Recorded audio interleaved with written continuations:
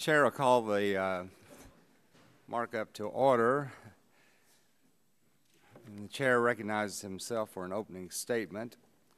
Today we're holding this markup to advance this important bill, the Transparency and Regulatory Analysis of Impacts on the Nation Act, called the TRAIN Act.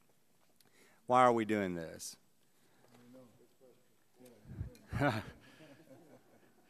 I knew that everyone would want to know why we're doing this. Recently, EPA has come out with greenhouse gas permitting rules, boiler MACT rules, utility MACT rules, ozone national ambient air quality standards, which will be coming out soon.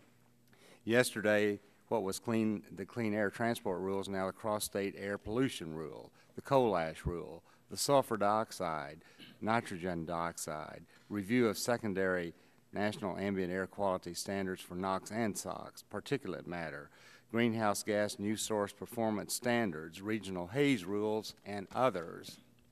And we think at this time in our nation's economy, when we are struggling to get the economy going again and create jobs, that it's imperative that we have some idea of the cumulative impact of regulations of this depth, this comprehensiveness, and its impact on our ability to create jobs. The TRAIN Act was introduced by Subcommittee Vice Chairman Sullivan and Representative Matheson to require analysis of the cumulative impact of rules and actions that have a major impact on our energy prices, our economy, and jobs. EPA has already done analysis of the individual rules in the TRAIN Act, and this legislation would require a cumulative analysis of all of these actions. While we think that the analysis required by the TRAIN Act should be completed as part of a responsible regulatory program using existing resources that the agency uses for all of their regulatory analysis, this reintroduced legislation accounts for the complexities of CBO scoring. So the reintroduced TRAIN Act, H.R. 2401, includes an authorization of $3.5 million. I would like to commend Vice Chairman Sullivan and Representative Matheson for their work to build support for this important bill and for their work to address cut-go requirements. I think that this is a very important piece of legislation to give us a better understanding of what they're doing at EPA, and I look forward to our successfully marking up this bill today. And I yield back the balance of my time. This time I'd like to recognize the gentleman from Illinois, Mr. Rush, for 3 minutes for his opening statement. Mr. Chairman, we know that since the inception of the Clean Air Act, opponents of the law have been exaggerating the cost of implementing the regulations associated with the Act while downplaying the benefits that the new rules have brought. I'm afraid that today's markup on the TRAIN Act may be yet another example of this type of shoddy accounting and shady legislating. This bill would highlight the cost of implementing certain EPA rules, but does not take into account all of the benefits of these regulations, including enhanced public health, increased job productivity, or the lives saved. This bill will also not take into account the positive impacts that EPA regulations have had on our nation's economy, including spurring additional research and development of clean energy technologies, instituting higher fuel efficiency standards, and helping make the country less dependent on foreign oil. As written, this bill will not give an accurate cost-benefit analysis of EPA's regulations. The Office of Management and Budget examined 10 Clear Air Act regulations finalized in 08, 09, and in 2010, and concluded that all 10 had benefits that far exceeded costs by a ratio of 7 to 1 on average. During debate over the Clean Air Act, there were dire warnings that environmental regulations would kill jobs and lead to outsourcing to overseas. However, when both direct employment and indirect employment are taken into account, the environmental protection industry is estimated to have created a range of 3.8 million to 5 million new jobs. So today, Mr. Chairman, I will offer an amendment to help strengthen this bill by making sure that the panel created to study EPA regulations is objective, is balanced, and that it does take into account both the benefits to the environment and the public health, as well as to the cost to industry. I urge all of my colleagues to support my amendment, and with that, I yield back the balance of my time. Chair recognizes the full committee chairman, Mr. Upton, for 3 minutes for his opening statement. Well, thank you, Mr. Chairman. Today's markup does address a critical information gap that is emerging as the nation grapples with the unprecedented wave of proposed and recently promulgated major regs from EPA.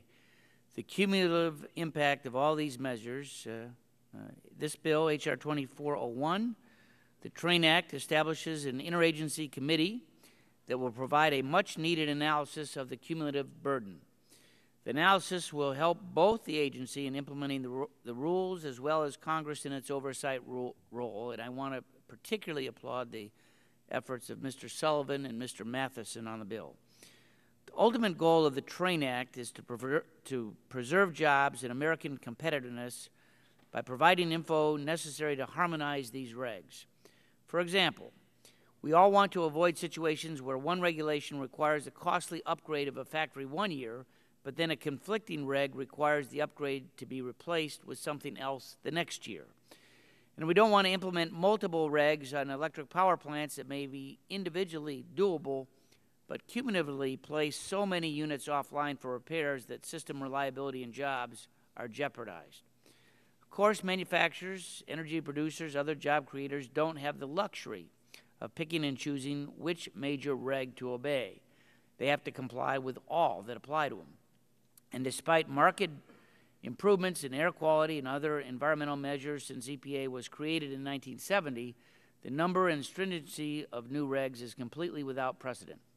Unfortunately, EPA's analysis looks at rules individually and thus misses the bigger picture, both potential problems as well as opportunities to avoid them. Because the agencies involved in TRAIN are already employing economic experts and performing analyses, these agencies should be able to coordinate and improve their efforts without significantly increasing their spending.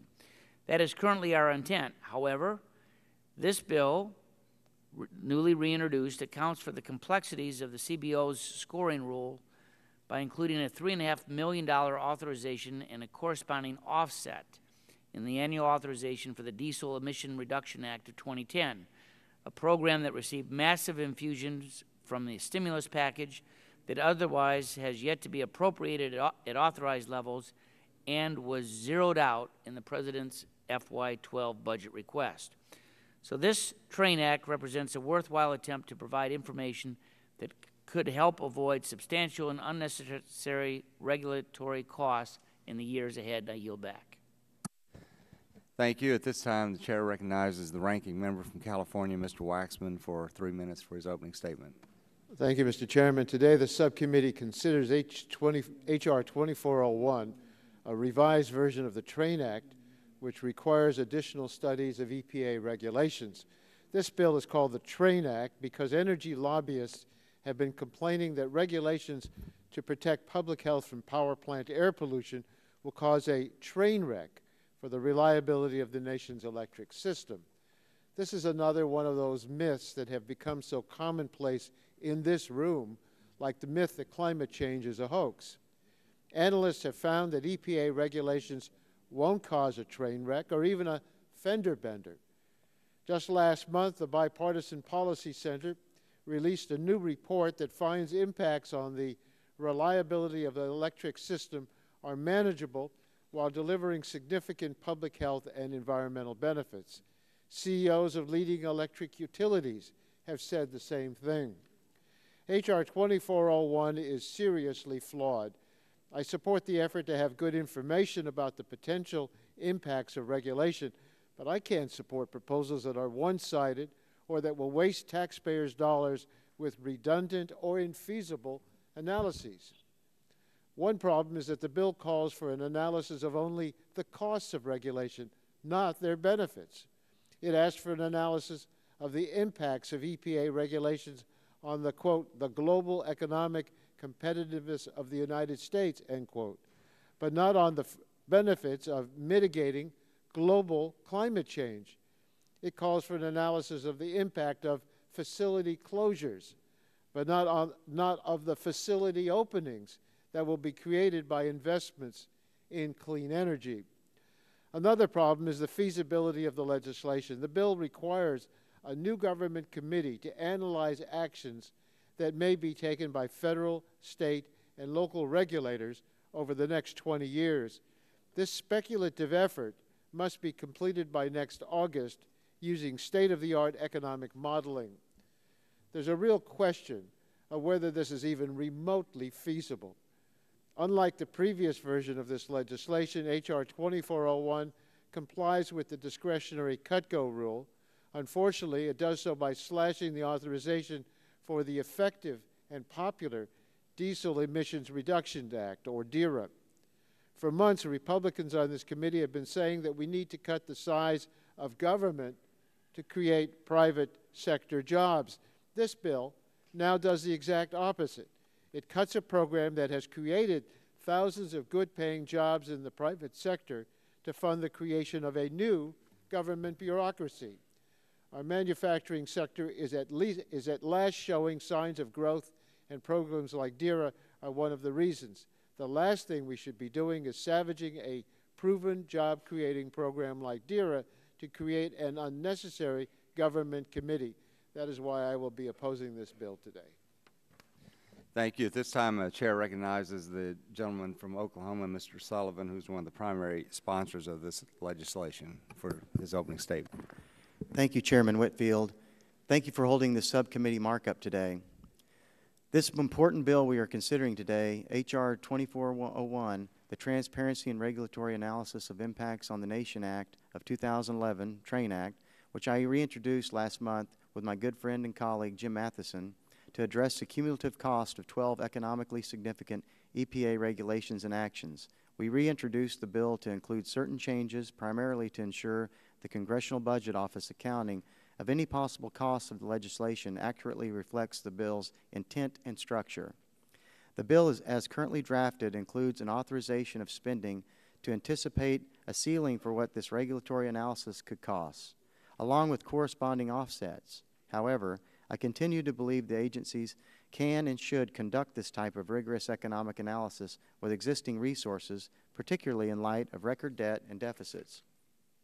At the end of the day, however, the TRAIN Act is designed to ultimately protect taxpayers and our economy by more clearly identifying the cost of burdensome regulations. The agency should be able to conduct these analyses without asking the taxpayer for more of their hard-earned dollars. Each of these regulations handed down from Washington and imposed upon American manufacturers and energy suppliers have an impact on American jobs and consumers. But the real question for which we have no answer is how all of these rules taken together, layered on top of each other, and confusingly intertwined affect national job creation, the reliability and cost of our energy supply, and the ability of American companies to compete on the global stage. In fact, 8 of APA's proposed regulations cost a minimum of $1 billion on the U.S. economy. The time to address the full economic burden of these regulations is now. What will all of these regulations cost? EPA doesn't know, and it has failed to conduct a study of the overall cumulative cost of many of their regulations together, which is why this legislation is so important. We desperately need an honest accounting of EPA's economically significant regulations, which this bipartisan legislation will accomplish. I encourage my colleagues from both sides of the aisle to support this common sense measure. Also, I'd like to mention the fact that Congressman Waxman mentioned that we don't do any benefit. EPA doesn't do any benefit. That's all the EPA does is evaluate the benefits. That's all they do. And just to some of these costs, on these regulations, just on greenhouse gas permitting, they don't even know what that's going to cost. It'd be billions. Boiler MAC rules, the cost is $2.2 billion annually. Who's going to pay that? The consumer. We have unemployment rates are high, jobless, jobs are down. Utility MAC, $10.9 billion. Ozone, $19 billion to $90 billion annually. Gentleman yield. Time has expired. Thank you, Mr. Chairman. Gentleman yield. For what purpose does the gentleman seek recognition? Well, I just wanted to point out that EPA is required to do a cost-benefit analysis. OMB does a cost-benefit analysis. I think it's inaccurate to say that all EPA does is look at the benefits and not the costs. That's just an absolutely inaccurate statement. No, I would agree with the gentleman. They do look at costs and benefits, but some of the comments that have been made would indicate that we're not interested in benefits, and we already know the supposed benefits because it's in EPA's analysis. Mr. Chairman. They don't look at the... Well, you also know about the cost Answer because that. it's in EPA's analysis. Would the gentleman yield? Not cumulative costs. Exactly. They don't do the cumulative. And that's our only interest from our perspective. What about cumulative benefits, Mr. Chairman? What about cumulative benefits? We've added up all those cumulative benefits, and we think costs exceed that. But anyway, does anyone else seek recognition for an opening statement this morning? All right. The gentleman from West Virginia is recognized for 1 minute for an opening statement. Thank you, Mr. Chairman. The EPA must be held accountable and reined in. Everything from their science to their economic analysis is blatantly and ideologically biased. As a result, America's economy continues to suffer. In April, a study by the Phoenix Center analyzing 49 years of data showed that a 5% reduction in the federal government's regulatory budget would increase our nation's GDP by $75 billion annually and would create nearly 1.2 million jobs annually. According to Susan Dudley of George Washington University, among all the regulations the Obama administration has produced, 132 have each exceeded $100 million in costs. This is a clear message signaling that we need to rein in this rogue agency. I look forward to passing H.R. 2401, a step finally in the right direction. Thank you, Mr. Chairman. Thank you, Mr. McKinley. Does anyone else seek recognition for an opening statement? Mr. Chairman. Gentleman from California is recognized for 1 minute. Thank you very much, Mr. Chairman. Mr. Chairman, as you know, I happen to be one of those on this side of the aisle that's not a real fan of a lot of what I see as East Coast energy generators for a lot of reasons. But I'll tell you something. It frustrates me ever since I got here in '95 that there is a concept, the cost effectiveness, that economic impact is somehow an enemy of an environmental strategy. I think it is not only the right thing to do, it is imperative to do if you want to talk about a sustained effort at improving the environmental situation across the board. You've got to look at cost effectiveness. And in California, where, let's face it, we're not exactly been backsliding on environmental issues, it is not only encouraged, it's mandated by our state laws that the economic impact of a proposal has to be a consideration, and you have to look at alternatives to try to reduce the economic impact of any environmental strategy. I think this is just fitting what we've done. Now, sadly, I got to say, is even with that mandate, California is now sitting at 12% unemployment. I just think that we ought to work to make sure that we don't do for America what we've done to California, where jobs and an opportunity are being driven. Gentleman's time has expired. Does anyone else seek recognition for an opening statement? Gentlelady from Florida is recognized for 1 minute for an opening statement. Thank you, Mr. Chairman, and I'm so happy to join the subcommittee. And I think I come at a very interesting time because I wasn't involved in the development of this act, but it's clear just at first impression this is very poor public policy. To say that the EPA does not take into consideration the economic considerations or economic costs of regulation simply is not the case. And if you go into the record, the EPA has completed regulatory impact analyses for all the final rules that you mentioned under this TRAIN Act in accordance with very detailed requirements set out by the OMB. And these documents are thousands of pages in length and provide a remarkable level of detail and analysis. And I think what's happening is folks just don't like the result, that when you protect the public health and when you protect the environment, oftentimes that results in great cost savings for families and businesses all across the country.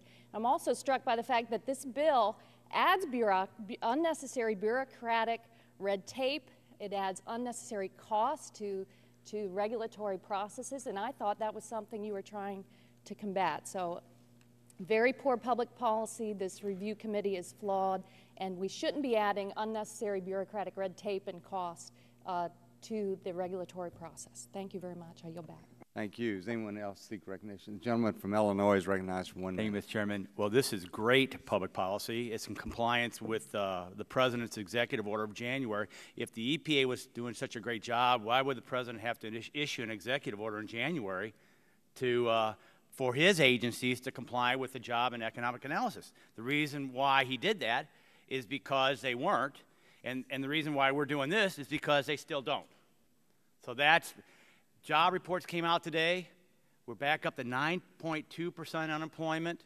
Only 19,000 jobs were created. It's 135,000 below expectations. The fossil fuel industry is one of the best productive job creators in this country. We're just defending the right for our workers to have good paying jobs with good wages and low cost energy so every American benefits. So that's why they have to do this, that's why this law is important. Thank you, Mr. Shumkus. Does anyone else seek recognition for an opening statement? The gentleman from Louisiana is recognized for 1 minute. Thank you, Mr. Chairman. I appreciate you bringing this bill today, and we're trying in this legislation to rein in some of the radical regulations by the EPA, but you look at the job numbers that just came out today and the unemployment numbers. We saw another uptick in unemployment, and when you talk to job creators around the country, the first thing they tell you, the thing that holds them back from creating new jobs in America are these regulations by these different agencies and radical policies that are coming out that have a real impact on jobs. There was just a study done by the Small Business Administration that said the cost of regulations to each American family is $15,000 per family. You talk about kicking somebody when they're down. And so we're bringing these bills to try to roll back some of these radical regulations to say let's have sanity in our fiscal policy so people can get back to work. But when you talk to the job creators, as we look at an increase in unemployment that we just saw today, the job creators are saying it's these regulations that are stopping them from creating jobs and getting people back to work. So I applaud you, Mr. Chairman, for bringing this bill. Hopefully we can get it through and get the Senate to start taking some action on these bills to create jobs. I yield back. Thank you, Mr. Scalise. Mr. Pompeo, do you want to do an opening statement? Ms. Capps? Okay. The chair will now call up H.R. 2401 and ask the clerk to report. H.R. 2401 to require analyses of the cumulative and incremental impacts of certain rules and Without objection, the first reading of the bill is dispensed with, and the bill will be open for amendment at any point. So ordered. In keeping with the chairman's policy, are there any bipartisan amendments? If there are no bipartisan amendments, are there any amendments to the bill? Mr. Chairman, I have an amendment that I hope will be a bipartisan amendment, but I'm not convinced about it right now, but I have an amendment at the desk. The clerk will report the amendment of Mr. Rush. An amendment offered by Mr. Rush of Illinois. It's amendment number 34. Without objection, then, the reading of the amendment is dispensed with, and the gentleman is recognized for 5 minutes in support of his amendment. Thank you, Mr. Chairman. Mr. Chairman, in almost every single bill introduced in this subcommittee under the banner of the so-called, I quote, American Energy Initiative, end of quote, the majority has attempted to reduce the red tape and streamline the process to make it easier for oil companies to drill without delay, even if it meant sidestepping the input of states and local communities. A case in point is the shell bill that passed out of this subcommittee in May, which would have made it easier for Shell to acquire the permits they need to begin drilling in the Outer Continental Shelf in Alaska in an expeditious manner by cutting out state and community input. Another example is the Trans-Canada Bill, which the majority also passed out of this subcommittee in June, which would force the administration to come to a decision on the Keystone XL pipeline by an arbitrary November the 1st deadline, regardless of whether or not the appropriate agencies had the time to conduct their due diligence. Yet, Mr. Chairman, in this piece of legislation, the TRAIN Act, we have the majority, the same majority, attempting to do just the opposite. Add an extra layer of red tape and create yet another committee to study the impacts of proposed EPA regulations to delay implementation, even though by law the agency is already required to do so. Unfortunately, my friends on the other side conveniently left off the health effects of the proposed regulations as one of, quote, cumulative impacts, end quote, that this bill would analyze. I understand that for some of my colleagues, if a regulation cannot be monetized, then it has no benefit. But for many communities that do not have the money and connections of the oil and gas industries, there is no more important benefit than protecting their health and their livelihoods.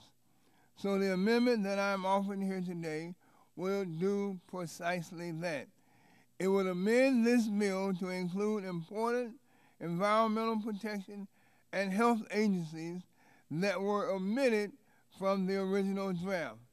My amendment would add the chair of the Council on Environmental Quality, the Secretary of Health and Human Services, as well as the Director of the Centers for Disease Control and Prevention, among others, to the interagency council that this bill would create. Additionally, my amendment would direct the committee to look at important health impacts that would be affected by EPA's proposed rules, including asthma rates, birth defects, premature mortality, or the effect of promoting clean energy jobs and technologies. If the majority was worried that existing studies focus too heavily on health and environmental impacts of proposed EPA rules and did not sufficiently take into account the jobs and economic analysis, then let's not make the very same mistake in this bill. Let's make sure that this new committee has a balanced and unbiased approach if the majority feels that previous studies were indeed slanted. By including health and environmental impacts of proposed EPA rules, we can ensure that this bill enjoys the support of a much larger coalition, even bipartisanship, maybe, as it moves through the legislative process. So, Mr. Chairman, with that said, I urge all of my colleagues to support this amendment. It's a common sense amendment, and with that, I yield back the balance of my time. Anyone seek recognition, speak in opposition to the amendment?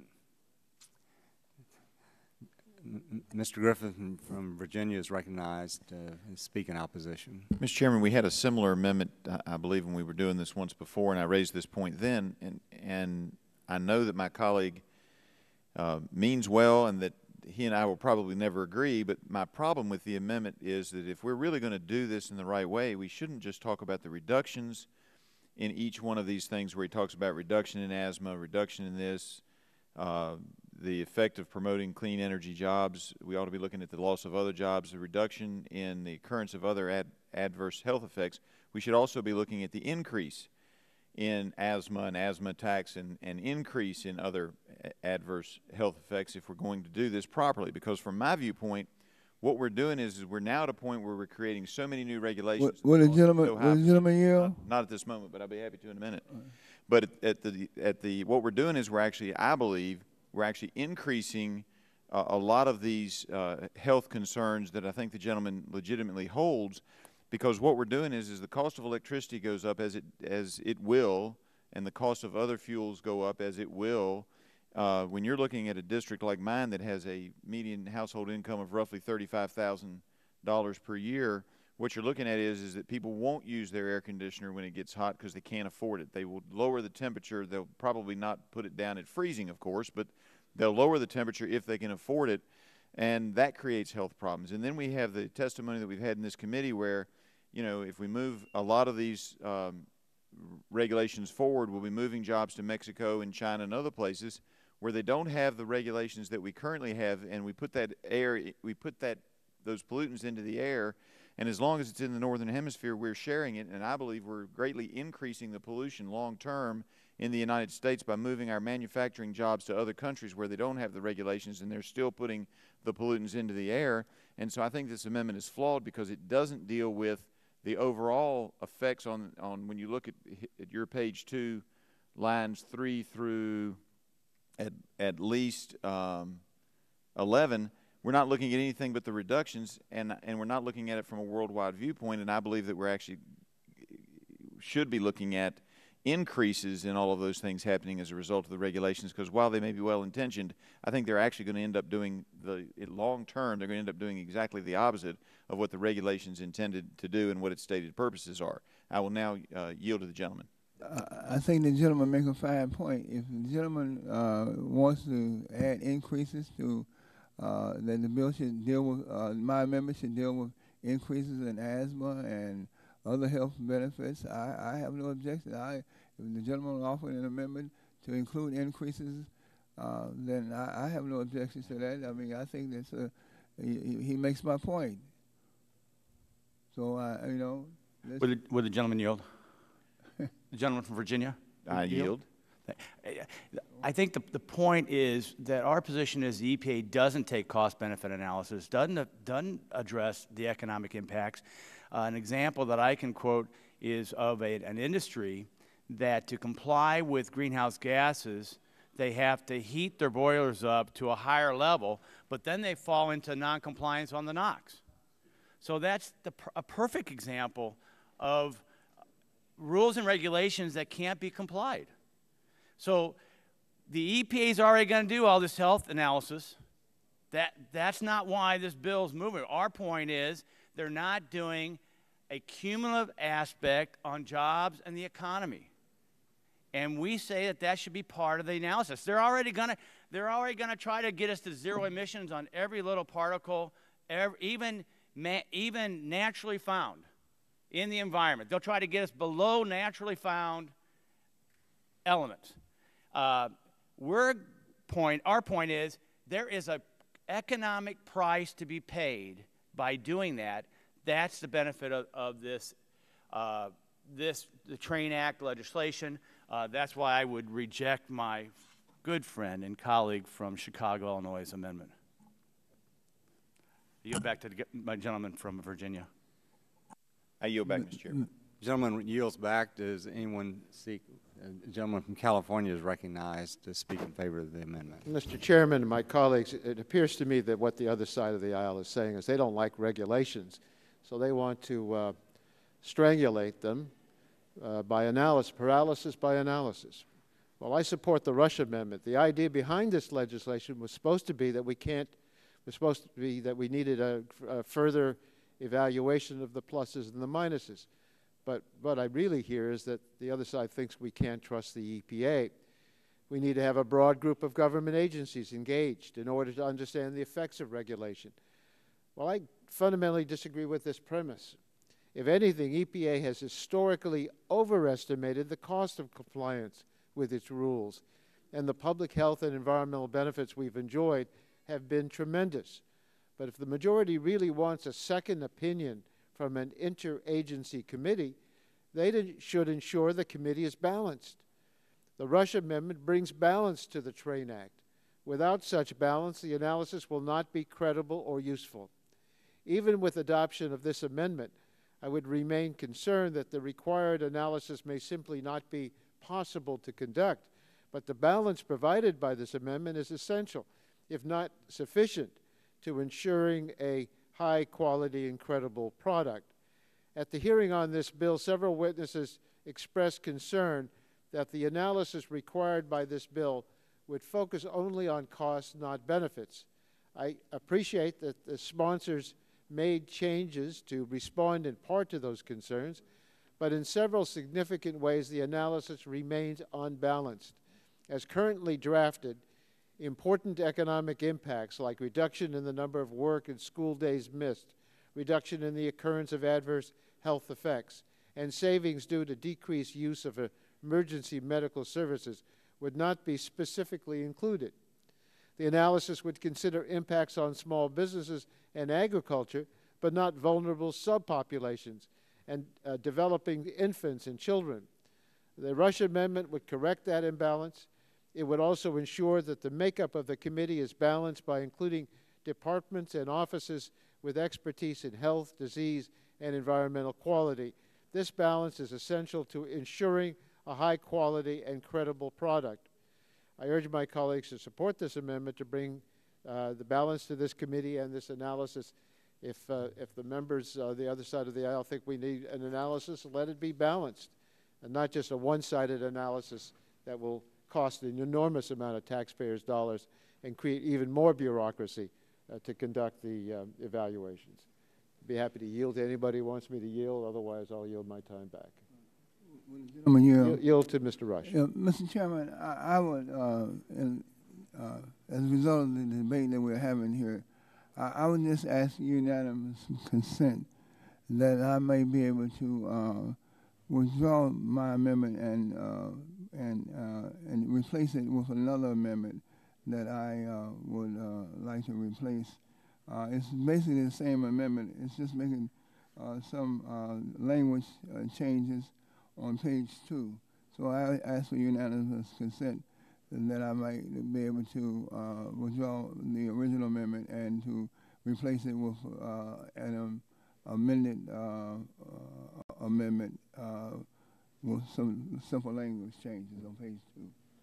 Make sure I understand. You're asking unanimous consent to withdraw this amendment and replace it with another amendment with some minor language. Yeah, taking into account the debate that we've had so far. Without objection. Mr. Chair, just reserving the right to object, would it not be more proper for the gentleman to withdraw his amendment? Now, the gentleman is free to offer another amendment. Will that conform with the time requirements that we have for that amendment to be at the desk and for the other side to see the verbiage of the amendment? Well, we do have a 2-hour requirement that an amendment be before it can be considered. Mr. Chairman,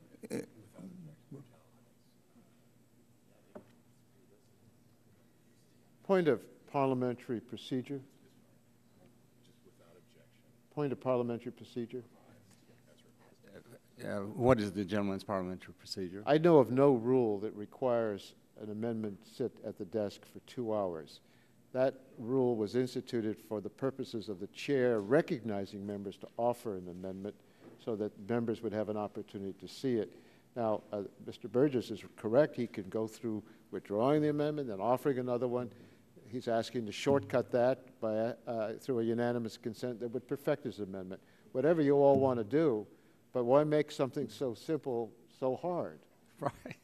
Well, without objection. Mr. Chairman, just if I may, I'm only asking us to adhere to the Waxman rule from the last Congress, where the amendments had to be at the table. And the reason that the then chairman asked for that was to allow both sides the opportunity to fully read and digest and understand the amendment.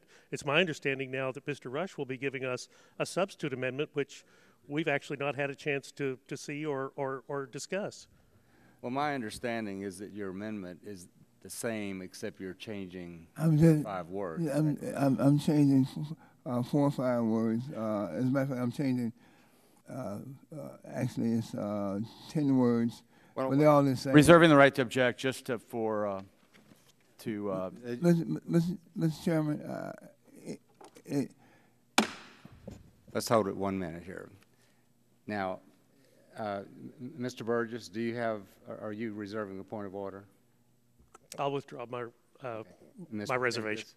reserving the right to object. I'm not going to object, but I'm just going to make a point that we went through this in the attempted markup of the in a full committee of the COASH bill. We asked for assistance by the minority to remove language under unanimous consent. Obviously, that was disapproved.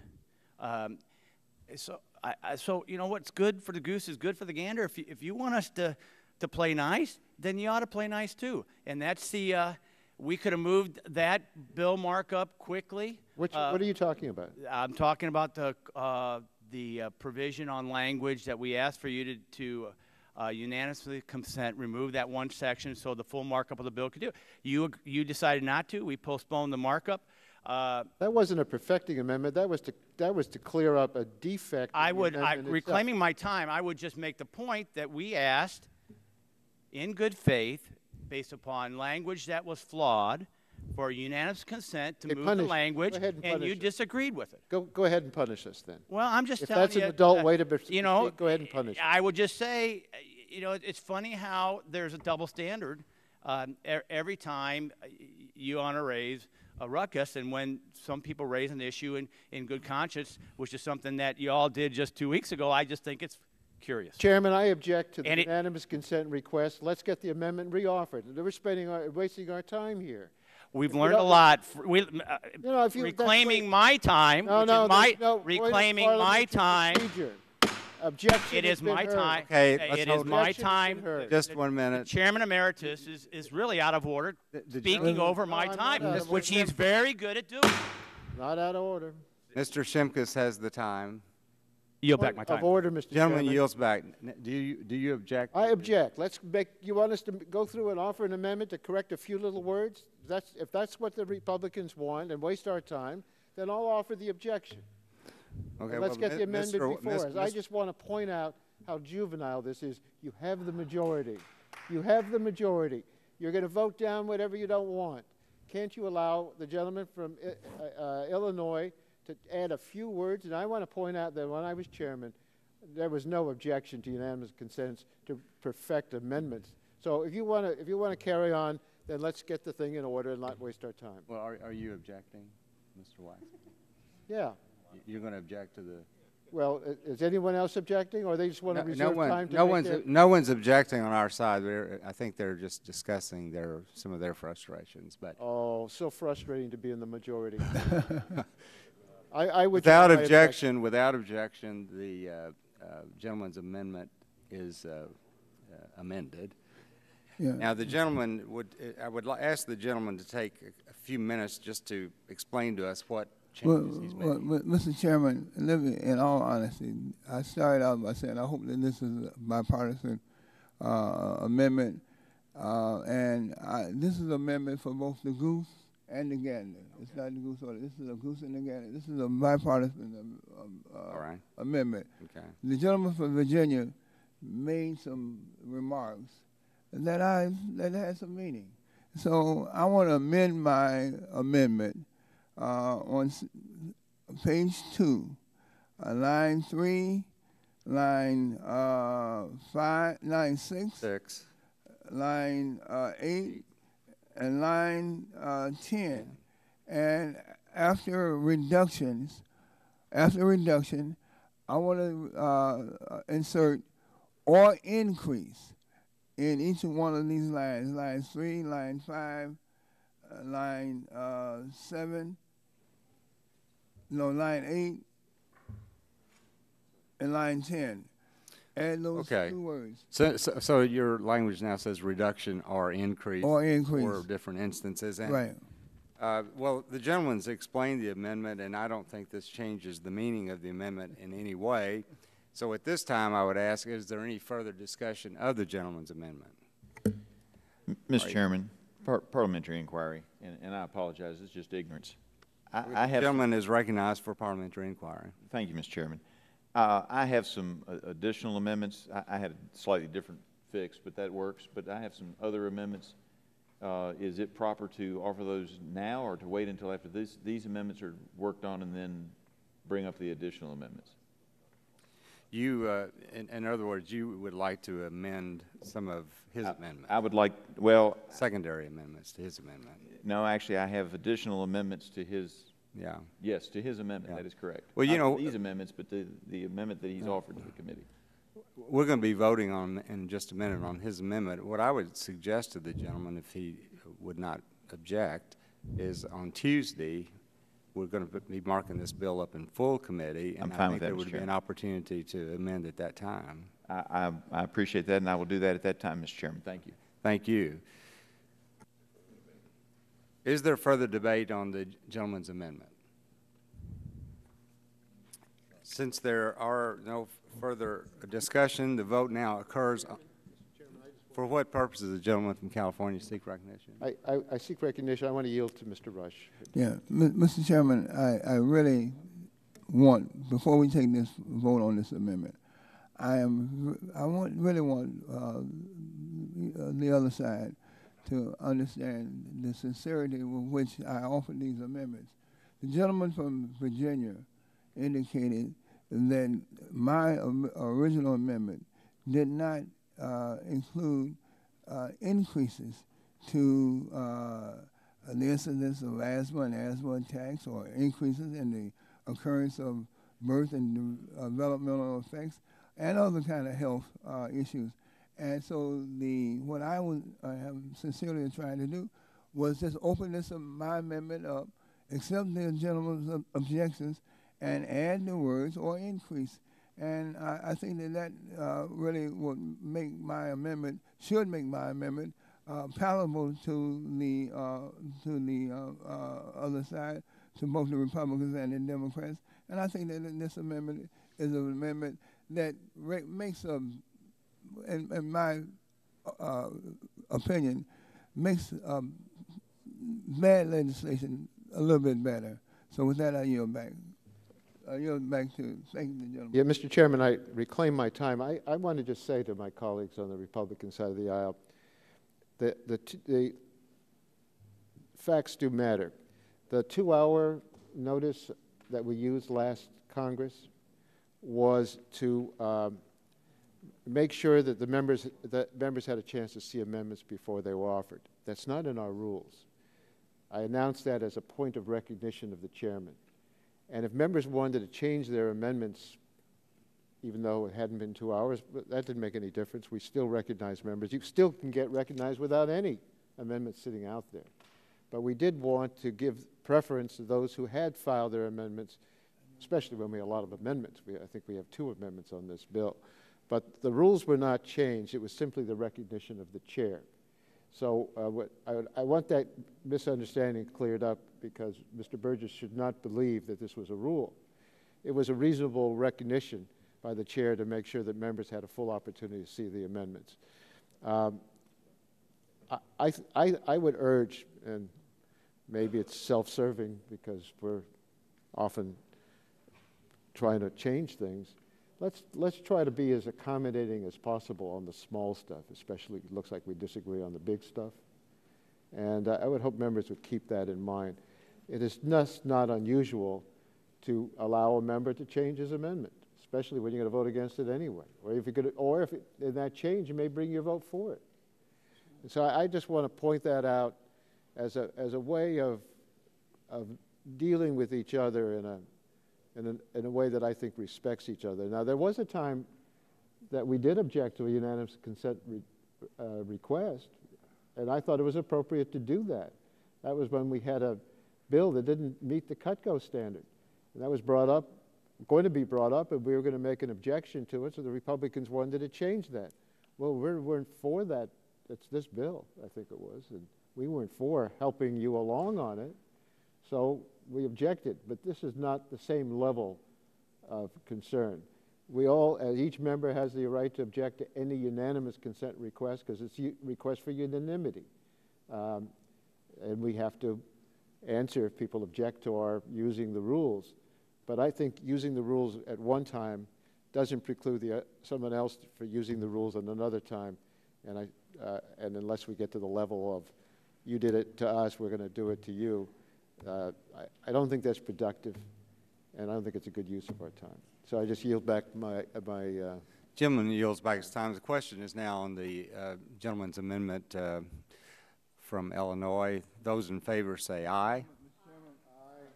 I ask for a roll call vote. The gentleman asked for a roll call vote. The clerk will call the roll. Mr. Sullivan? Mr. Sullivan, nay. Mr. Shimkus? No. Mr. Shimkus, nay. Mr. Walden? Mr. Terry?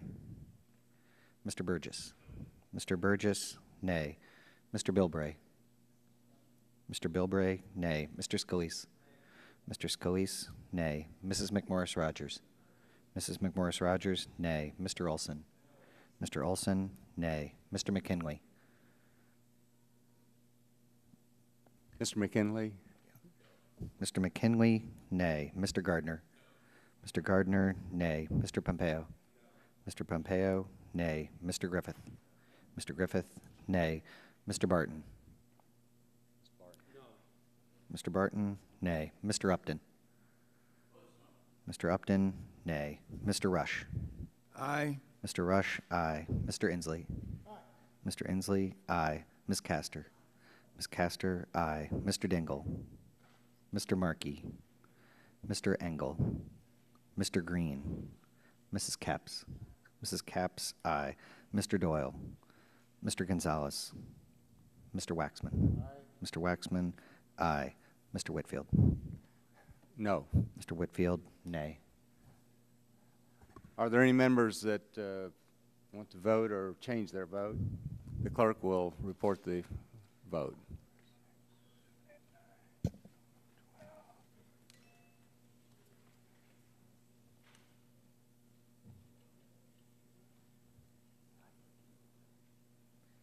Mr. Chairman, on that, there were 5 ayes, 14 nays.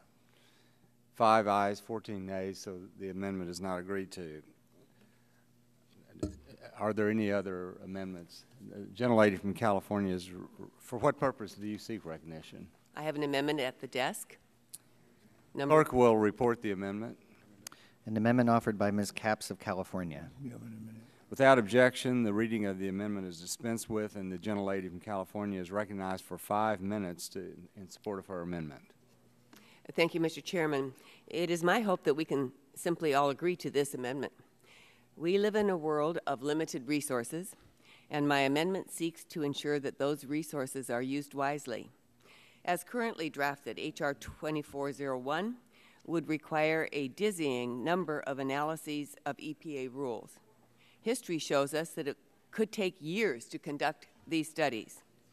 For instance, in 2003, Congress asked the National Academy of Sciences to examine the effects of just 2 EPA rules relating to stationary sources. This study took 3.5 years to complete. The TRAIN Act is much more ambitious than this. It calls explicitly for more than a dozen rules to be analyzed, as well as other rules and actions that may be proposed over the next 2 decades. And it doesn't stop there. Because the Clean Air Act allows states and local governments flexibility in how they achieve healthy air, the legislation also requires analyses of potentially hundreds of state and local rules. And it's not even limited to currently proposed rules. All of their analyses must be completed by next August. There is a real question about whether this is even remotely feasible. My amendment simply states that the committee created by H.R. 2401 should perform analyses to the extent they are feasible, given 3 conditions: available information, the limitations of economic modeling, and available funding. It also allows the committee to complete the analyses to the extent the information produced is useful to policymakers and stakeholders. If the analyses are not feasible or not useful, we should not be spending taxpayer resources on them. I'll give you an example. Section 3B1E requires that the committee examine secondary impacts of agency actions in 2030. This provision will require the committee to examine speculative impacts, and these are speculative, so far in the future that is likely to be impossible. And even if they can produce some kind of analysis, it's likely to be practically conjecture, providing little or no value to policymakers. Under this amendment, my amendment, the committee will be able to bypass this requirement if it is not feasible or not useful to do it.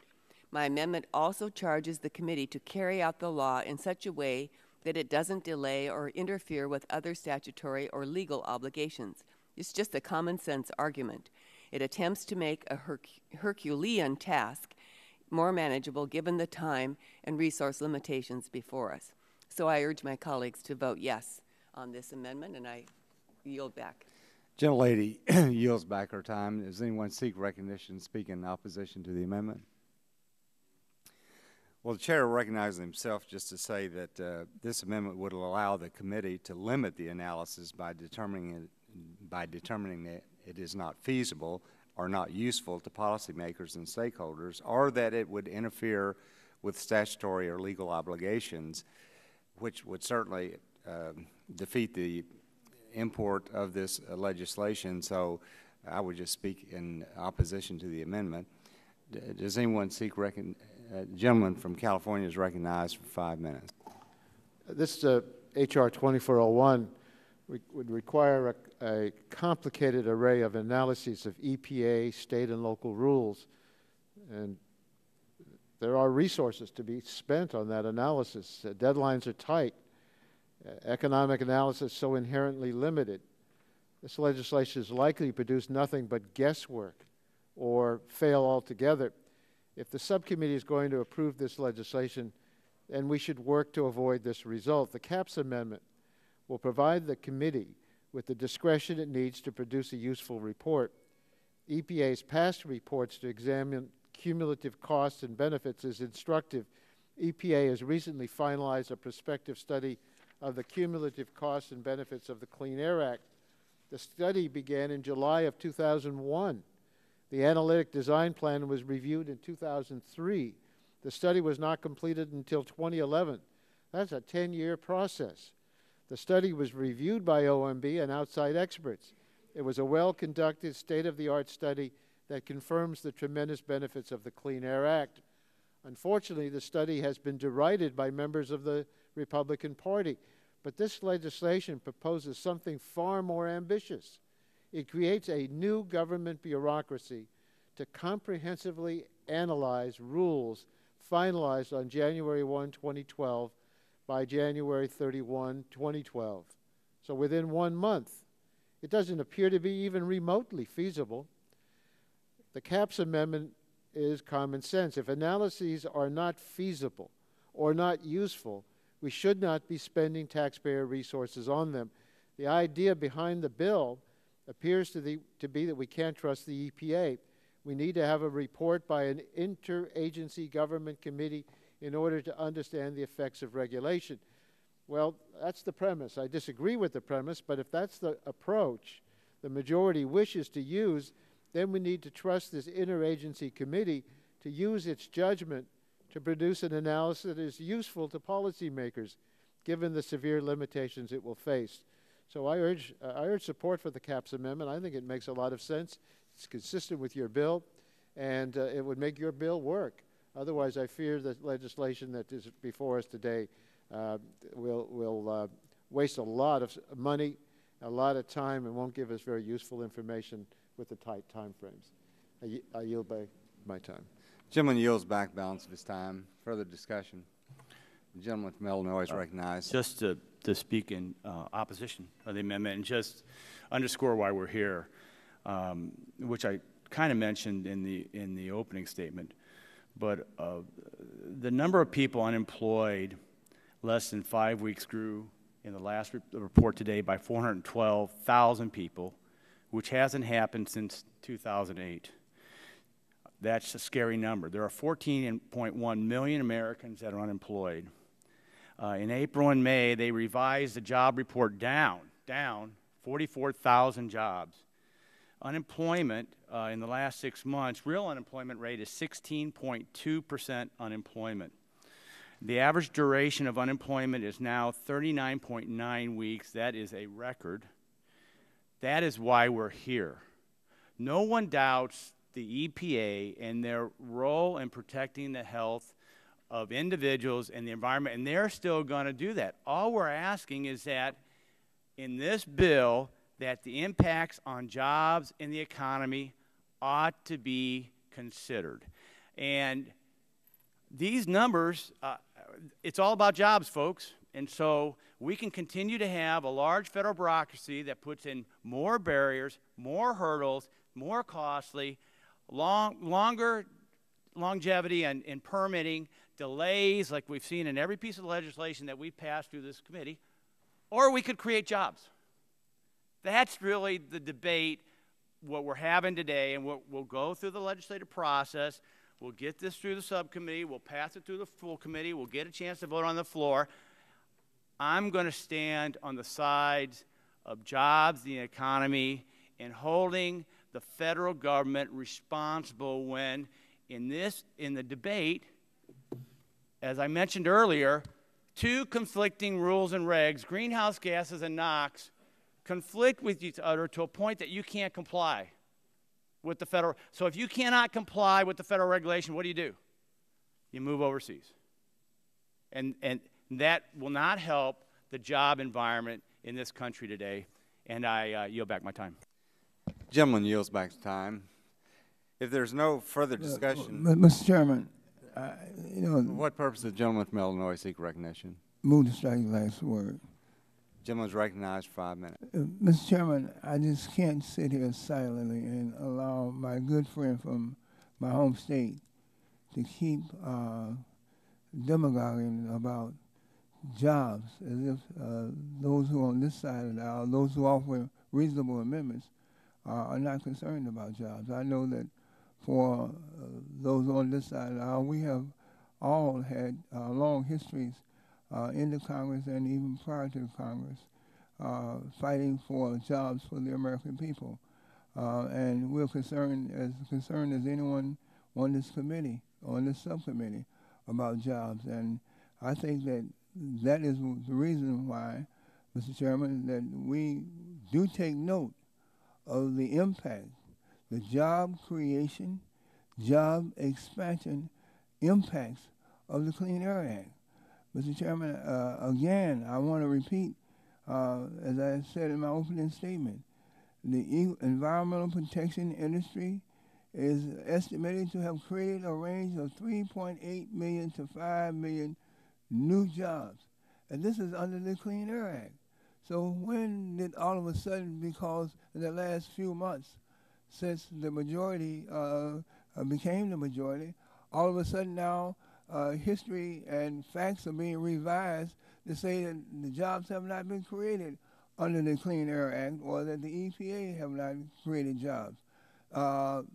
In some instances, and I have to be very honest and frank about this, Mr. Chairman, in my district, if my district suffered from 16.2%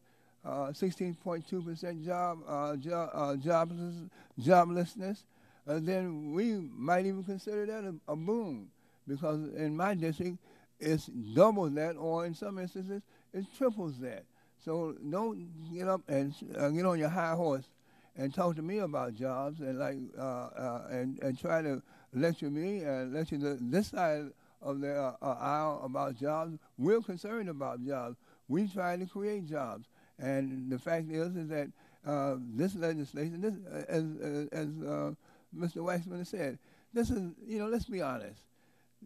This should be called the "We Don't Trust EPA Act." And that would be the most honest thing that you could say. You don't trust EPA. You don't think the EPA is doing what it's supposed to do in order to protect the oil companies and the gas companies. Well, so be it.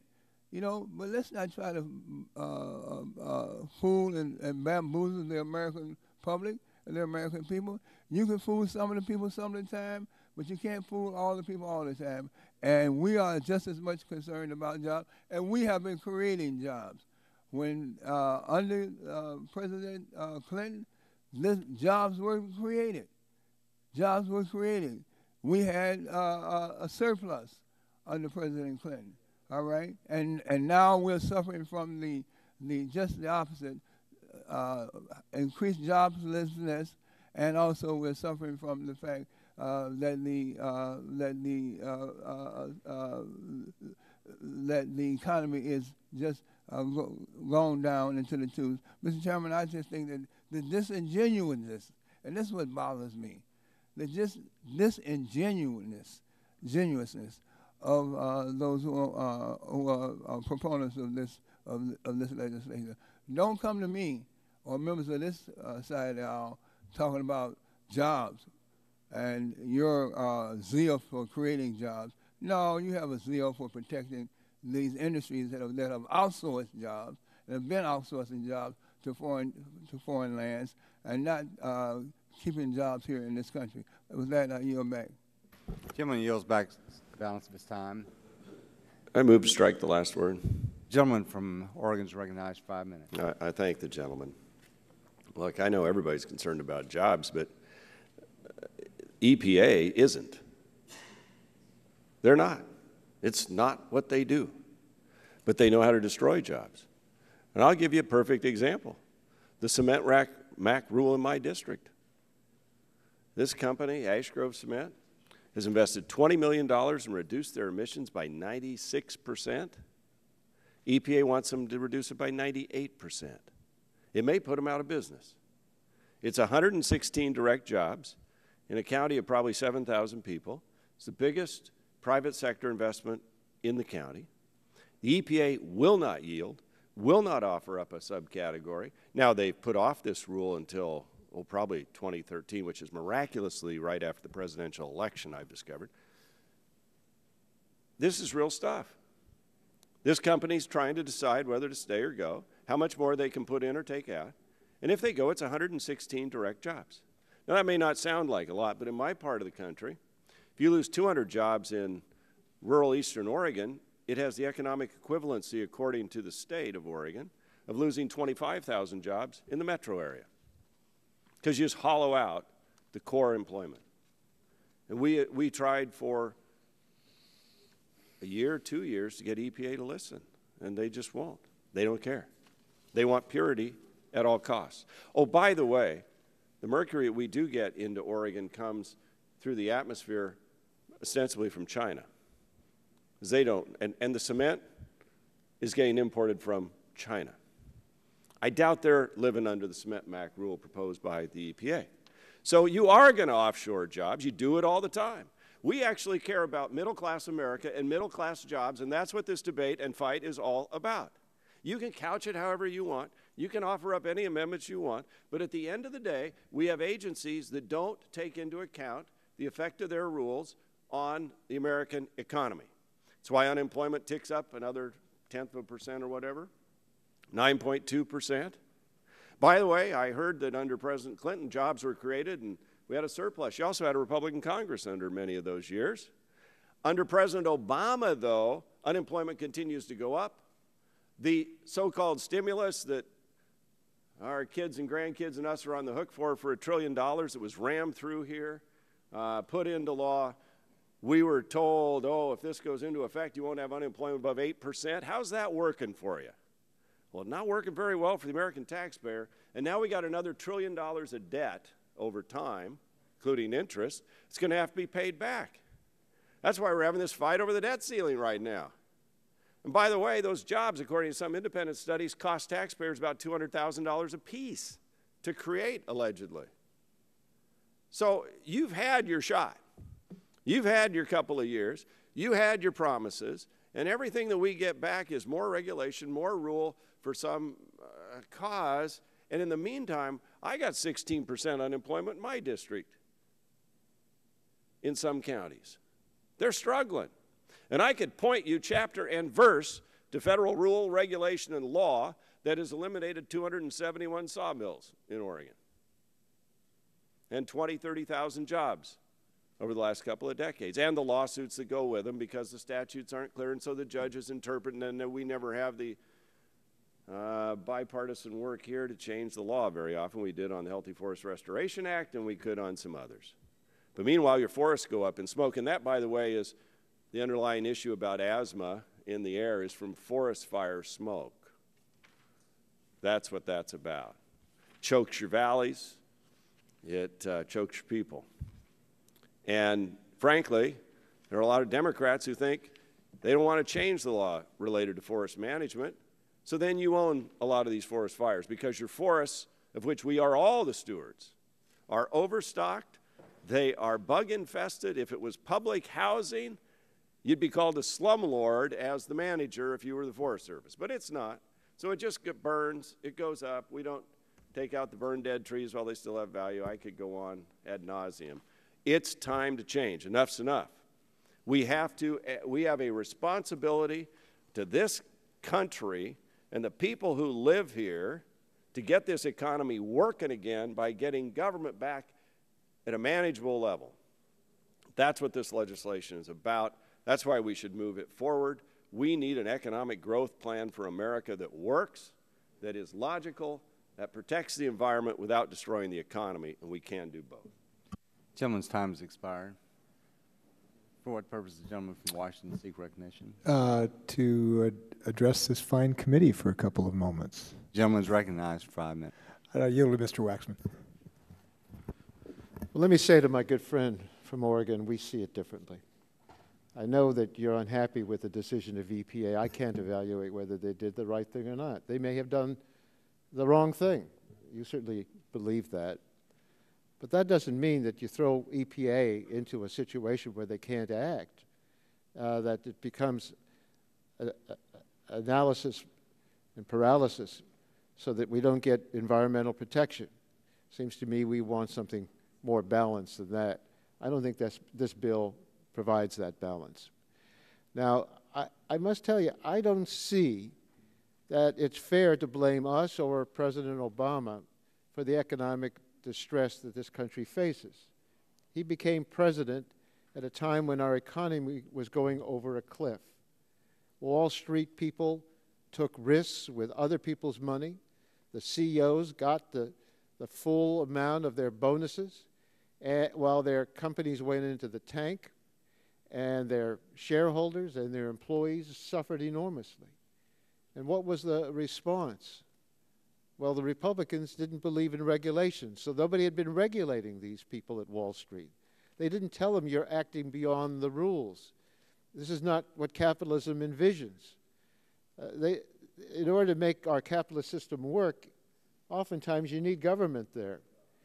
I think you have to respect the fact that the president inherited this terrible economy, the worst recession/depression since the 1930s. How do you get out of it? Well, the Republican approach to this is to slash government spending. Every time you cut spending, you're cutting jobs for which that spending goes, either for the public employees or the contract employees or the people that depend on them to go to all the other jobs because they have the money to spend. Most economists, including the economists that were advising Senator McCain when he ran for president, said at the time that the president took office, there's no lending going on at the banks. Nothing's happening in the private sector. The public sector's got to come in on a temporary basis and get things moving again. Not a single Republican in the House would vote for that stimulus bill. They didn't have an alternative. They just wouldn't vote for it. And it got through, but was very limited in order to get through because of the 60-vote requirement in the Senate. I'm not going to yield yet. I don't believe it's fair to say that stimulus bill didn't help the economy. Without that, we would have had a worse situation. We were going to go into a very deep depression, and that has not yet happened, but it may, especially if some of the Republican ideas of balancing the budget on the backs of the middle class go into effect. So we do view things differently. I respect your judgment. I respect the fact that if we had a lot of time to talk this through, maybe we would find areas where we agree, although we still have areas where we disagree. But this idea that President Obama is responsible, the reason we have the huge deficit is the wild spending during the Bush administration and with the Republicans in the Congress and Democrats. Wild spending. I swore the earmarks before it became popular to do it, because I saw all the frenzy of earmarks, especially after Tom DeLay became the majority leader. It was a political deal.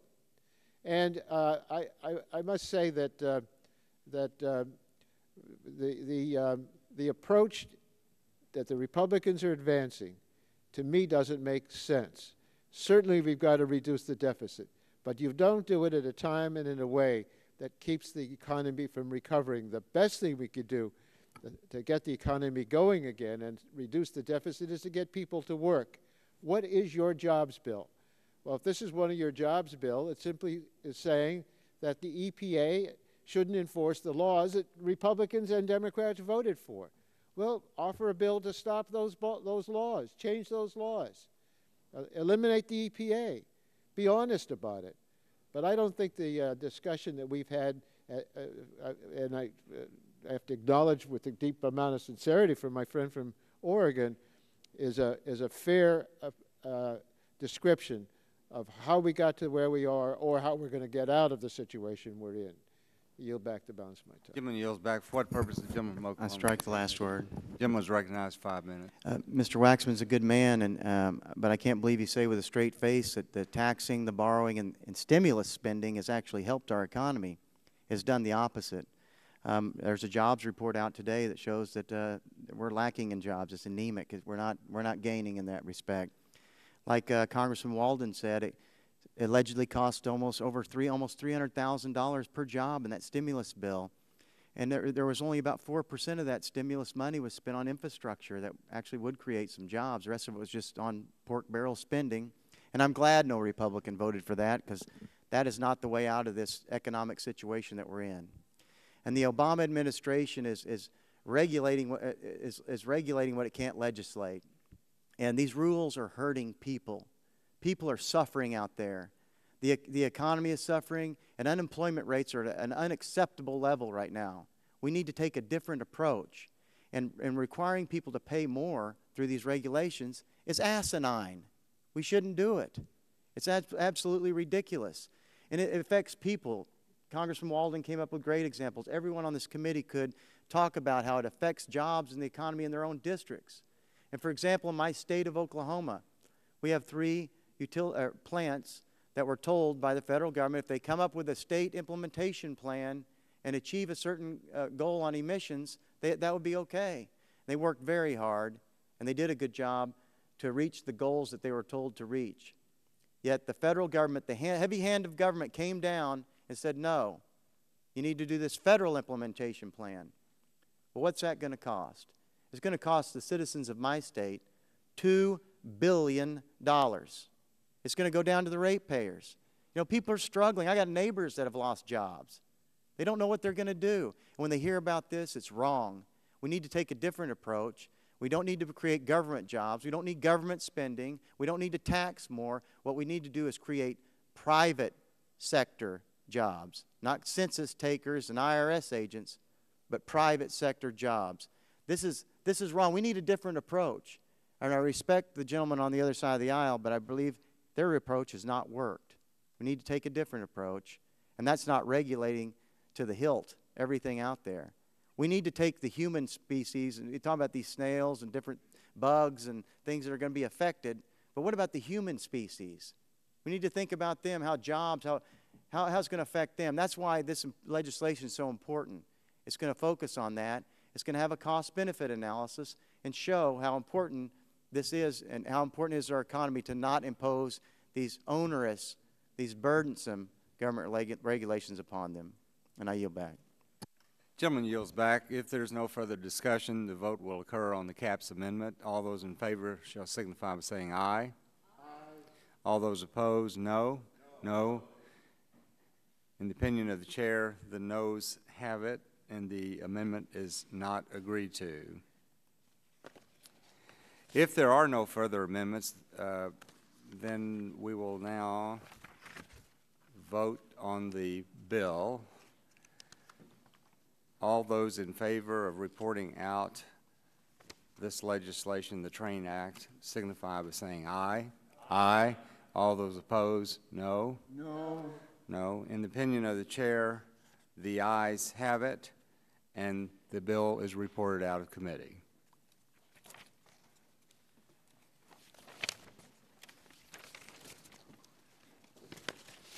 Without objection, staff is authorized to make technical and conforming changes to the bill approved by the subcommittee today. So ordered. Chair thanks all the members and the staff, and the subcommittee stands adjourned.